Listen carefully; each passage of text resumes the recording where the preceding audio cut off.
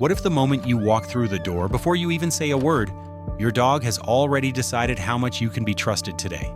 Most owners think a wagging tail means everything is fine. It doesn't always. Dogs are running a set of quiet rules on you constantly, and you're probably breaking 3 of them before you've even taken your shoes off. Stay until the end, because the very last rule explains something almost every dog owner has seen and completely misread: the spot your dog chooses to sleep in tonight. Rule 1. How you say hello. When you walk in, do you crouch down, throw your arms out, and go straight for a big, excited hug? It feels loving to you.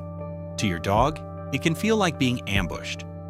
Dogs read arrival the way they read everything. Through energy first, words second. A sudden wall of enthusiasm coming straight at their face doesn't say, "I missed you." It says, "Something intense is happening, and I don't know if it's safe." The interesting part isn't that your dog gets overstimulated at the door. It's that the calmer you arrive, the faster they actually settle into real affection. Try this instead. Come in low-key, let them come to you, and save the big energy for a few seconds later, once their nervous system catches up. That tiny delay is the difference between a greeting that reassures your dog and one that just excites them. Rule 2. Don't rush the sniff.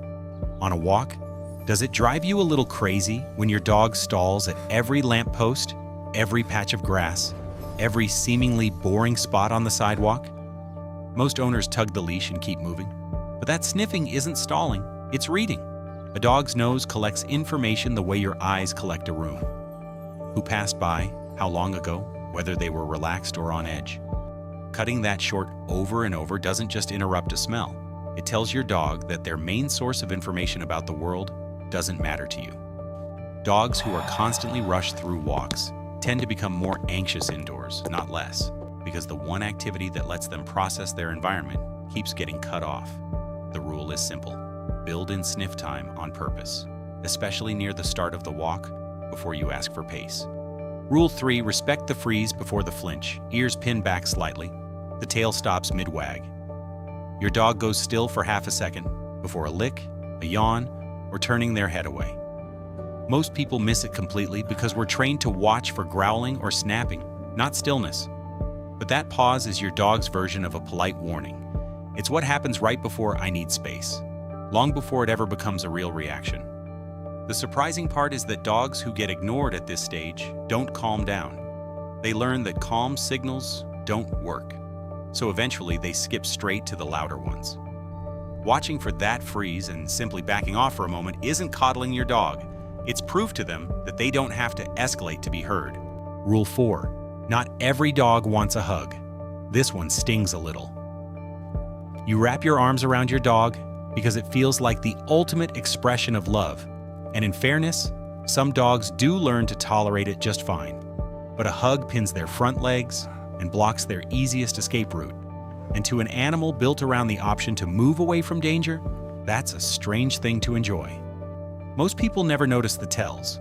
A tongue flick, ears sideways, a body gone slightly stiff, because the hug itself feels so good to give. The real story is that plenty of dogs endure hugs rather than enjoy them, out of pure loyalty. A chin scratch, a side lean, a hand resting on their chest while they choose to stay close. That's often the version of affection your dog would pick for you, if they could. Rule 5.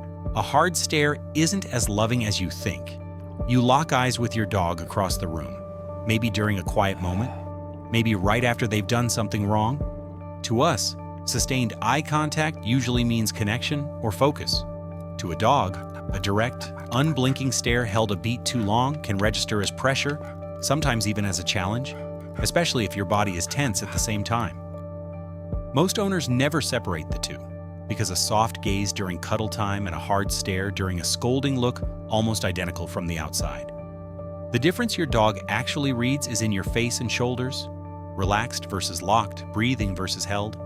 A dog who looks away first isn't being stubborn or guilty. They're doing the polite thing in their world, lowering the tension before it has to go anywhere else. Rule 6. Absence has a shape they can feel. You leave for work, run an errand, disappear for an evening, and come back to a dog who seems fine within minutes. Most people assume that means the time apart didn't really register, But dogs don't experience your absence as empty time. They experience it as an open loop that only closes when you walk back through the door. Some dogs settle into that gap easily. Others spend it circling the same low-grade unease, pacing, watching the window, chewing on nothing in particular. The surprising part isn't that some dogs struggle when you leave. It's that the dogs who struggle most are often the ones whose departures and returns are the most unpredictable. No pattern to lean on. So every goodbye feels like it might be the version that doesn't end. A short, calm goodbye and an equally calm hello, done the same way each time, is what actually tells your dog the loop always closes. Rule 7. They hear your tone before they hear your words. You crouch down, say no, in a bright, upbeat voice because you don't want to sound harsh, and then wonder why your dog keeps doing the exact thing you just corrected. Here's the piece most owners miss. Dogs aren't decoding vocabulary. They're decoding pitch, rhythm, and tension, the same way you'd read a stranger's mood before they finish a sentence. A soft, sing-song no and a soft, sing-song good boy can sound almost identical to a dog, just two pleasant sounds with different words attached. So when the tone doesn't match the message, your dog isn't ignoring you. They're getting a genuinely mixed signal and guessing. The surprising part is that shouting isn't the fix either. A harsh, loud correction can register as pure alarm, with no actual information about what to do instead. What actually lands is a clear shift, a firm, flat tone for stop, and a warmer, higher tone for yes, that. Not louder, just distinct. Once the tone consistently matches the meaning, corrections stop feeling like noise to your dog and start feeling like information.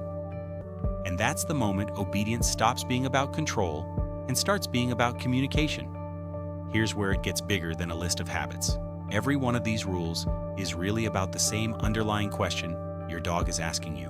All day, every day, do you let me choose? Or do you decide for me? Dogs that are constantly hugged on command, rushed on walks, and greeted with a wall of noise aren't unhappy exactly. They're just never quite in control of their own comfort. And that changes something deeper than mood. It changes how much they trust you with the moments that matter. Which brings us back to where your dog sleeps tonight. A dog who chooses to sleep pressed against your leg in full contact isn't just seeking warmth, they're placing their most defenseless hours next to the person they trust enough to fully shut off around. A dog who sleeps a few feet away facing the door still loves you completely. They're just keeping one option open, the way any animal does until trust is fully earned. And a dog who picks a separate room entirely isn't rejecting you. More often, it means somewhere in the day, one of these small rules got missed enough times that full relaxation doesn't feel guaranteed yet. None of this is fixed. A dog's trust resets and rebuilds constantly, one greeting, one walk, one quiet pause at a time. The rules were never complicated. You just had to know they existed. If understanding your dog on a deeper level fascinates you, that's exactly what this channel is here to explore.